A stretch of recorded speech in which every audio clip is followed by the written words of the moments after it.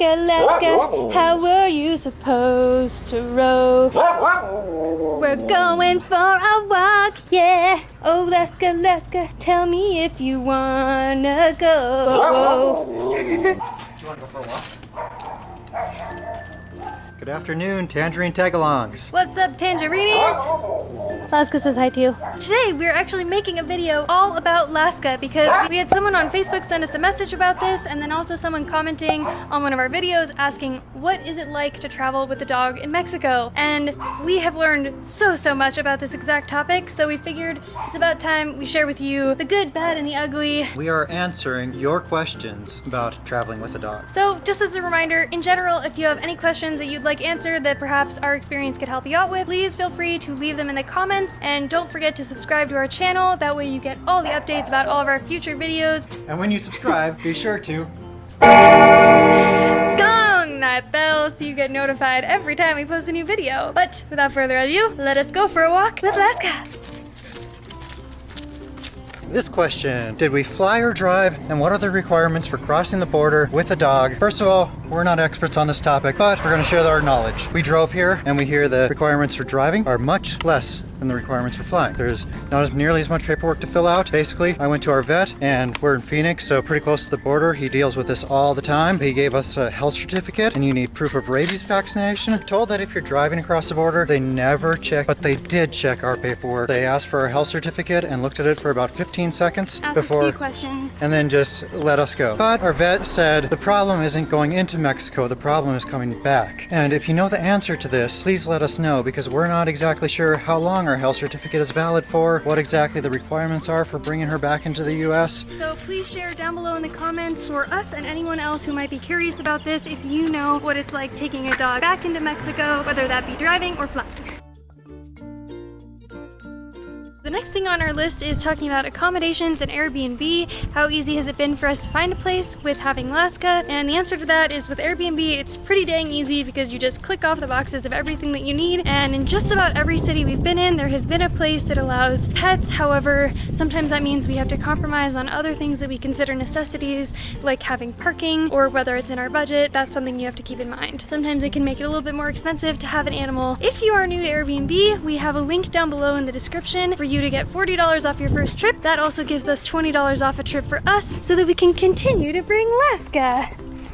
The last tip we have regarding Airbnb is that you're ever unsure about what accommodations one might have, or we recommend just reaching out to the host, because there have been so many times when there wasn't the availability that we needed, or we weren't sure if they were going to allow Alaska or if there was parking. We found that whenever we didn't think there was availability or whatever it might have been, we asked the person and it turns out there is parking, or they don't mind if Alaska comes. So when in doubt, just message them, it never hurts.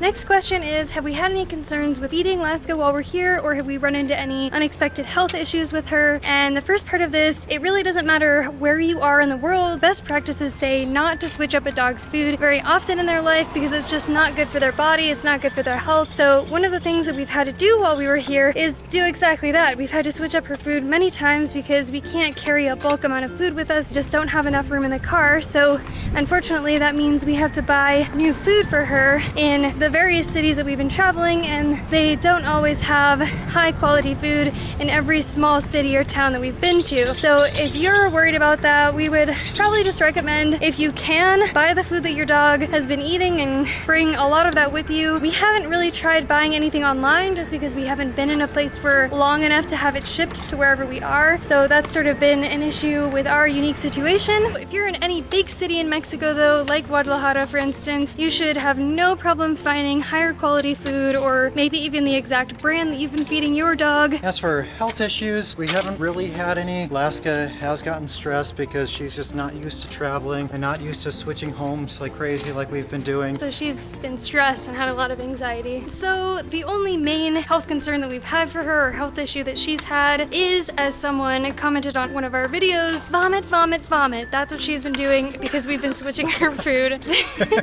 What a jerk. So mean. mean? Next question. What is it like walking Alaska? Is a leash required? Do we have problems with stray dogs? And what are dog parks like?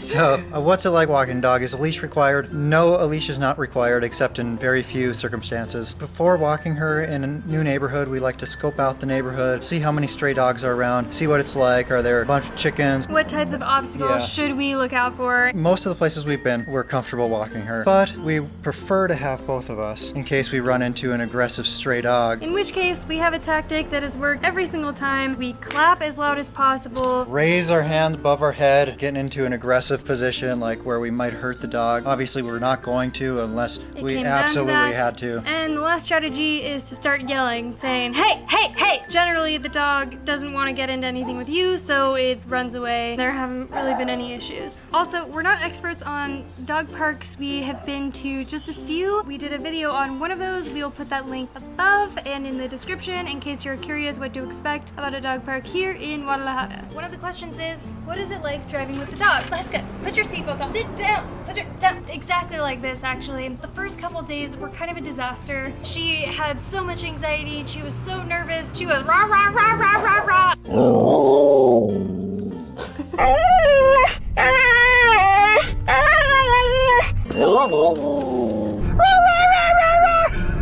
For hours and hours the first couple days, which had a lot of driving. We tried to give her her own spot so that she would have her own space in the car, but some things that I still had to deal with were her getting up behind, blocking mirrors, her accidentally inadvertently rolling the window down and then trying to jump out of the car. And driving in Mexico is it's a little bit tricky, especially if you're used to driving in the US or somewhere else. Mexico is just different. Okay. Well, aren't you the coolest dog around? Oh my gosh. She looks so happy right now and super, super cool. So the next thing on the list is, what is it like taking a dog to restaurants, and is that allowed? Not this dog. Not ours. To give you an example, in Phoenix we had the worst experience that you could possibly think up for going to a restaurant. It was our favorite taco spot in Phoenix. We took Alaska. Well, in the very short time we were there, she spilled water, she puked, drug a table all the way across the patio, and she licked a toddler. So if your dog doesn't act like this, it should be perfectly fine to take him or her to a restaurant. Most allowed dogs, they usually have a sign posted to tell you either way, and if you're not sure, you can just ask. Last but not least, what is the best part about traveling with a dog, and what is the worst? The worst part about traveling with a dog. Bum bum bum. No, that was too happy. Bum, Dun, dun, bum, dun.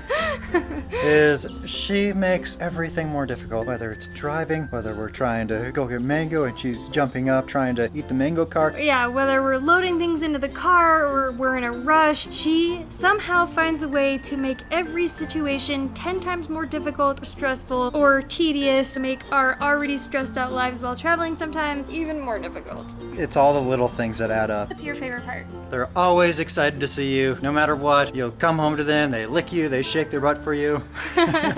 More specifically to Mexico? More specifically to traveling, we have everything we own with us at each Airbnb we stay at, so it's nice to have a dog there protecting it and knowing that she's going to keep your stuff safe. My favorite part is that I am like the worst conversation starter ever. I barely know how to do it in English, let alone in Spanish, so having Alaska makes it really nice to be able to meet people, have conversations, and become friends with people as we're traveling. I think that's a really cool thing, and of course, I mean, you guys can attest to this. She's your favorite, right?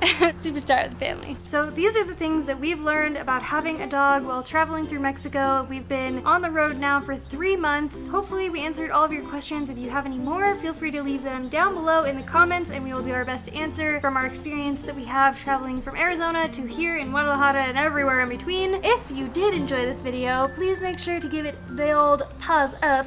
And subscribe to our channel. Be sure to gong that bell so you get notified every time we post a new video with our Alaska. I caught a wild animal. It's a lobo. So you get notified every time. Ow!